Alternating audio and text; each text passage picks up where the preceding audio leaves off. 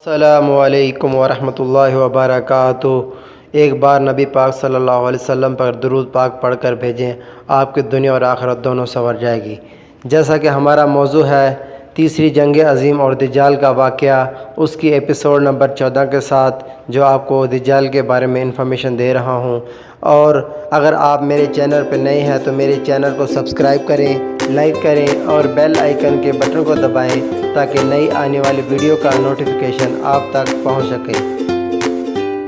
دجال کی احادیث کی روشنی میں جو دجال کا واقعہ آیا ہوا ہے اور بیان کیا گیا حدیث میں بھی، فتنہ دجال کے ہولناک کا اندازہ اس بات سے لگایا جا سکتا ہے کہ خود نبی کریم صلی اللہ علیہ وسلم اس فتنے سے پناہ مانگتے تھے، اور جب نبی کریم صلی اللہ علیہ وسلم صحابہ کے سامنے اس فتنے کا تذکرہ فرماتے تو صحابہ کرام رضی اللہ تعالیٰ عنہ کے چہروں پر خوف کے اثرات نمودار ہو جایا کرتے تھے۔ ان چیزوں سے صحابہ کبھی ڈرنے والے نہ تھے، اور صحابہ جس چیز سے ڈرے وہ دجال کا فریب اور دھوکہ تھا۔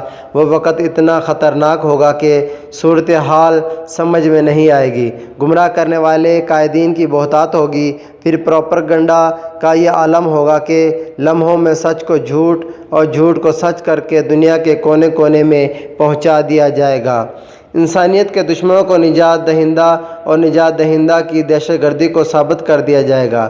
یہی وجہ تھی کہ آپ صلی اللہ علیہ وسلم نے فتنہ دجال کو کھول کر بیان کیا اور اس کا حلیہ ناک نقشہ اور ظاہر ہونے کا مقام تک بیان فرمایا۔ لیکن کیا کیا جائے امت کی اس غفلت کو کہ عوام تو عوام، خواص بھی اس فتنے کا تذکرہ کرنا بالکل ہی چھوڑ دیا ہے۔ حالانکہ آپ صلی اللہ علیہ وسلم نے بار بار یہ کہہ کر بیان فرمایا کہ بار بار تم سے اس لیے بیان کرتا ہوں کہ تم اس کو بھول نہ جاؤ، اس کو سمجھو، اس میں غور کرو اور اس کو دوسروں تک پہنچاؤ۔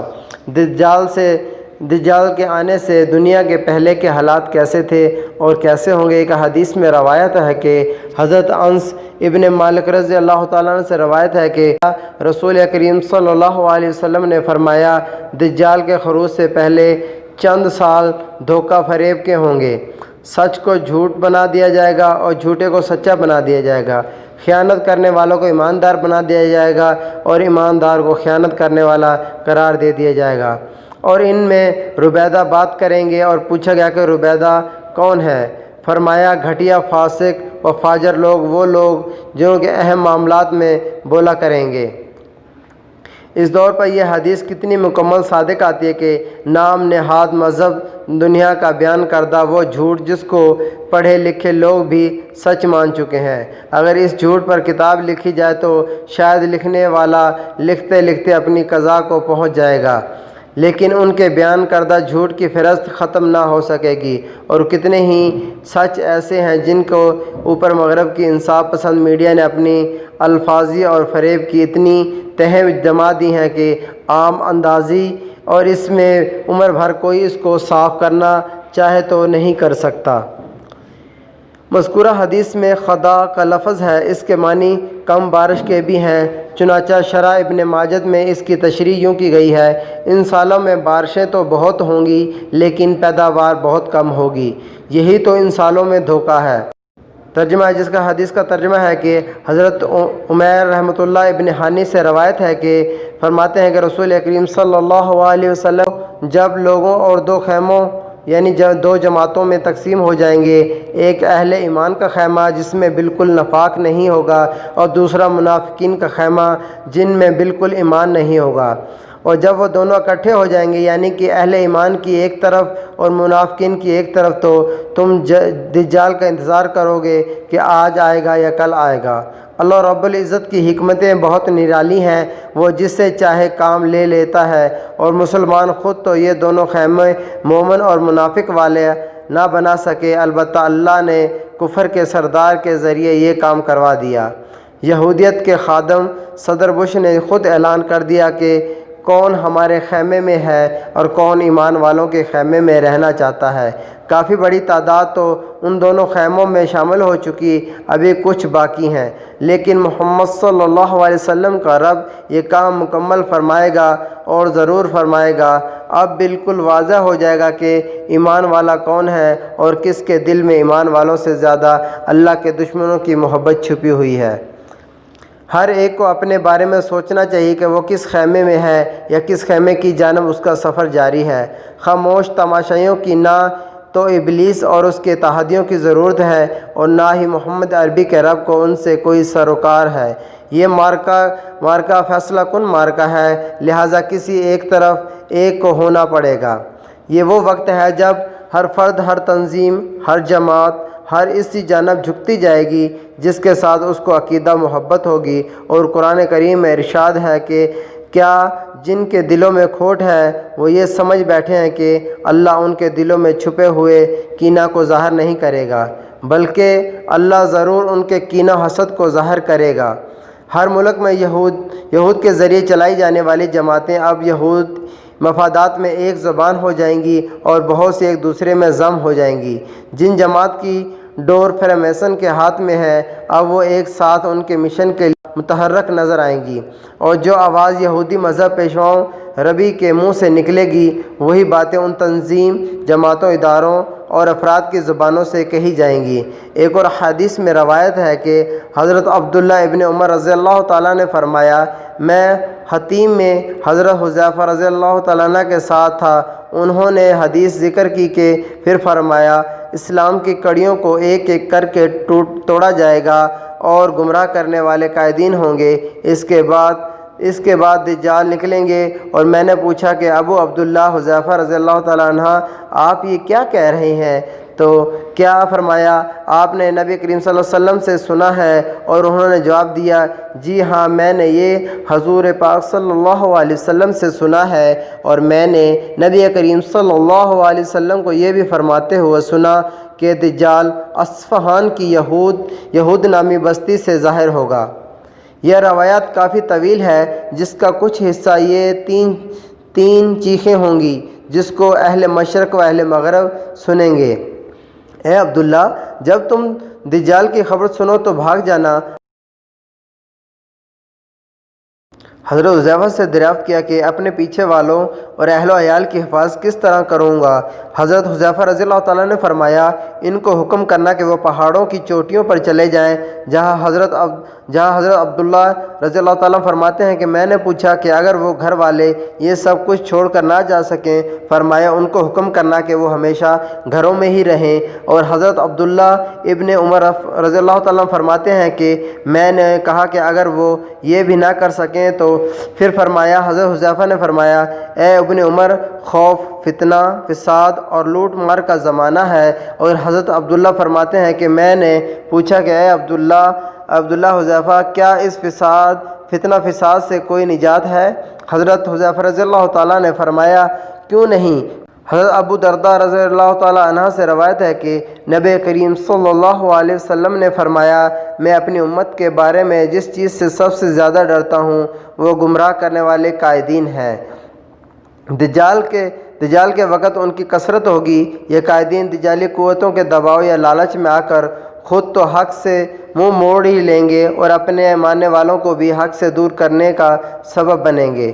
حضرت اسماء بنت رضی اللہ تعالیٰ عنہا بنت یزید انصاریہ سے روایت ہے کہ وہ فرماتی ہیں کہ رسول کریم صلی اللہ علیہ وسلم میرے گھر میں تشریف فرما تھے۔ آپ صلی اللہ علیہ وسلم نے دجال کا بیان فرمایا، اور آپ صلی اللہ علیہ وسلم نے فرمایا، اس سے پہلے 3 سال ہوں گے، جن کی تفصیل یہ ہے: پہلے سال آسمان اپنی 1/3 بارش روک لے گا اور زمین اپنی 1/3 پیداوار روک لے گی، اور دوسرے سال آسمان اپنی 2/3 بارش روک لے گا اور زمین اپنی 2/3 پیداوار روک لے گی، اور تیسرے سال اسی طرح بارشیں روک لے گا اور زمین اپنی پوری پیداوار روک لے گی۔ لہٰذا کھر والے اور داڑھ والے مویشی سب مر جائیں گے، یعنی کہ قحط سالی کی وجہ سے ہر قسم کے مویشی ہلاک ہو جائیں گے۔ روایات میں ہے کہ آسمان بارش روکے گا اور زمین اپنی پیداوار کو روک لے گا۔ اس کے مستند اسحاق ابن راہو یہ کی روایت ہے کہ جس کا ترجمہ کچھ ہے کہ تم آسمان کو بارش برساتا دیکھو گے حالانکہ وہ بارش نہیں برسا رہا ہوگا، اور تم زمین کو پیداوار اگاتا دیکھو گے حالانکہ وہ پیداوار نہیں اگا رہی ہوگی۔ اس کا مطلب یہ ہے کہ بارش بھی برسے گی اور زمین پیداوار بھی اگائے گی، لیکن اس کے باوجود لوگوں کو کوئی فائدہ نہ ہوگا۔ لوگ قحط سالی کا شکار ہو جائیں گے، اور جدید دور میں اس کی بے شمار صورتیں ہیں، اور عالمی زراعت کو اپنے قبضے میں کرنے کے لیے جو پالیسیاں یہودی دماغوں نے بنائی ہیں اس کے اثرات اب ہمارے ملک تک پہنچ چکی ہیں، اور اس پر ہم آگے جا کر بحث کریں گے۔ دجال کا کیا حلیہ ہوگا؟ دجال اس دنیا میں جب آئے گا اس کا کیا حلیہ ہوگا، کیا نیا نقش ہوگا؟ جو کہ حدیث میں روایت ہے کہ حضرت انس رضی اللہ تعالیٰ عنہ فرماتے ہیں کہ میں نے نبی کریم صلی اللہ علیہ وسلم نے فرمایا کوئی نبی ایسے نہیں بھیجے گئے جنہوں نے اپنی امت کو کانے کذاب سے نہ ڈرایا ہو۔ سنو، بے شک وہ کانا ہوگا، تمہارا رب یقیناً کانا نہیں ہے اور نہ اور اس کی دونوں آنکھوں کے درمیان کافر لکھا ہوگا۔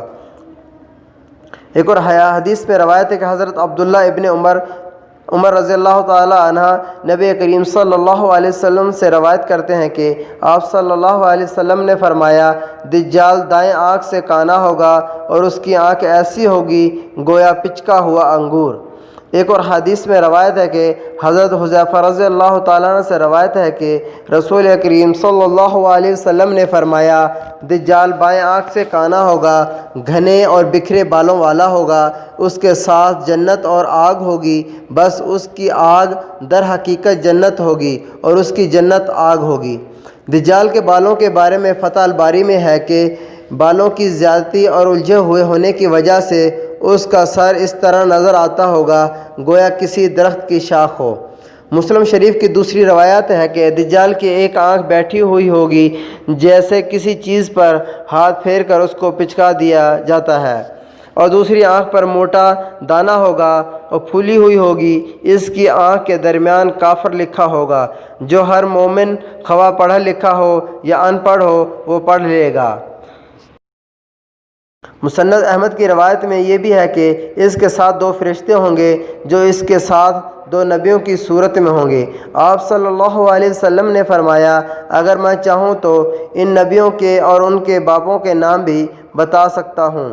ان میں سے ایک اس دجال کے دائیں طرف ہوگا اور ایک اس طرف بائیں طرف ہوگا، اور یہ دجال کہے گا کیا میں تمہارا رب نہیں ہوں؟ کیا میں زندہ نہیں کر سکتا؟ کیا میں موت نہیں دے سکتا؟ ایک فرشتہ کہے گا کہ تو جھوٹا ہے۔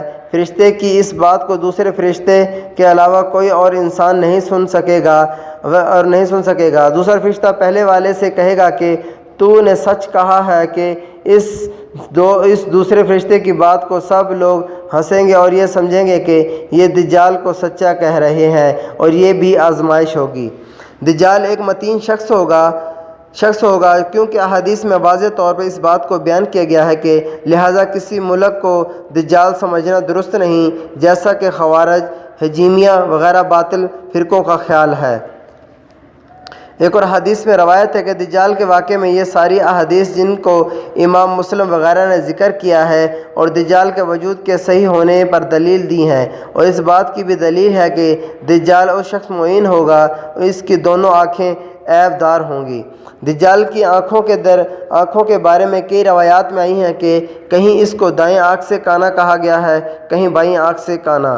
اس بارے میں مفتی رفیع عثمانی صاحب مدظ عالی علامات اور قیامت اور نزول مسیح میں فرماتے ہیں کہ خلاصہ یہ ہے کہ اس کی دونوں آنکھوں عیب دار ہوں گی اور بائیں آنکھ مسموع ہوگی، بے نور بچھی ہوئی ہوگی، اور دائیں آنکھ انگور کی طرح باہر کو نکلی۔ حافظ ابن حجر عسقلانی نے طافیات کی تشریح کی یوں کی ہے کہ یعنی دجال کی دائیں آنکھ اونٹ کی آنکھ کی طرح باہر کو نکلی ہوئی ہوگی۔ اس حدیث میں یہ ہے کہ اس کی پیشانی پر کافر لکھا ہوگا اور یہاں اس کی پیشانی پر کافر لکھا ہوگا اور یہاں اس کے حقیقی معنی مراد ہے کہ لہٰذا یہ خیال درست نہیں، اس سے مراد کسی کمپنی کا نام یا کسی ملک کا نشان نہیں ہے۔ امام نووی رحمۃ اللہ علیہ فرماتے ہیں کہ درست بات ہے جس پر محققین کا اتفاق ہے، اور یہ ہے کہ دجال پیشانی پر مذکورہ کافر لکھا ہوا حقیقت میں ہوگا۔ اللہ نے اس کو دجال کے جھوٹ کی ناقابل تردید علامت بنایا ہے۔ اس لکھے ہوئے کو ہر مومن پڑھ لے گا۔ پھر سوال یہ ہے کہ جب ہر ایک پڑھ لے گا اس کے فتنے میں کس طرح مبتلا ہو سکتا ہے؟ اس کا ایک جواب تو حدیث میں ہے، جس میں آتا ہے کہ بہت سے لوگ اس کو پہچاننے کے باوجود اپنے گھر بار اور مالی فائدے کے لیے اس کے ساتھ ہوں گے۔ دوسرا جواب یہ ہو سکتا ہے کہ پڑھنے اور اس کو سمجھ کر عمل کرنے میں فرق ہو سکتا ہے۔ آج کتنے ہی مسلمان ہیں جو قرآن کے احکامات کو پڑھتے تو ہیں لیکن عمل نہیں کرتے، اس کو مانتے ہیں اور جانتے نہیں ہیں۔ سودی نظام اللہ سے کھلی جنگ ہے لیکن عملاً اس میں ملوث ہے۔ حال کے وقت بھی بہت سے لوگ اپنا ایمان ڈالر اور دنیاوی حسن کے بدلے بیچ چکے ہوں گے، جنہوں نے اپنے ایمان کو چھوڑ کر دنیا کو اختیار کر لیا ہوگا، اور جنہوں نے اللہ کے نام پر کٹنے کی بجائے دجال کی طاقت کے سامنے اپنا سر جھکا دیا ہوگا، اور اس نے کفر کو نہیں پڑھ پائیں گے۔ وہ کس طرح اس کفر کو کافر کے ماتھے پر پڑھ پائیں گے، بلکہ اس کو انسانیت کا مسیحا اور نجات دہندگان ثابت کر رہے ہوں گے، اور اس کے لیے بہت سے دلائل ڈھونڈ کر لائیں گے، اور دجال کے خلاف لڑنے والوں کو گمراہ کیا جا رہا ہوگا۔ پھر بھی ان کے بارے میں دعویٰ ہوگا کہ وہ مسلمان ہے، حالانکہ ان کا اسلام سے کوئی تعلق نہ ہوگا۔ یہ سب اس لیے ہوگا کہ ان کی بدعمالیوں اور شفاقیت قلبی کے باعث ان کی ایمانی اور بصیرت ختم ہو چکی ہوگی۔ یہ ہم اپنی طرف سے نہیں کہہ رہے، یہ مطلب شارح بخاری حافظ ابن حجر عسقلانی رحمۃ اللہ علیہ اور شارح مسلم امام نووی رحمۃ اللہ علیہ نے بیان فرمایا ہے۔ فتح الباری میں بھی جو لکھا ہوا ہے، چنانچہ اللہ تعالیٰ مومن کو بغیر لکھائی پڑھائی کے سکھائے ہوئے ہے اور کچھ عطا فرما دے گا۔ امام نووی رحمۃ اللہ علیہ فرماتے ہیں کہ تو اللہ تعالیٰ مومن کو اس پر قابل اور مطلع کر دے گا جو اس کو جانا اور پہچان سکتا ہے۔ اور اب تک ہمارے یہاں ویڈیو ختم ہے، انشاءاللہ نیکسٹ ویڈیو میں ملیں گے آپ کو۔ اگر میری ویڈیو پسند آئے تو میرے چینل کو سبسکرائب کریں، لائک کریں اور بیل آئیکن کے بٹن کو دبائیں۔ السلام علیکم ورحمۃ اللہ وبرکاتہ۔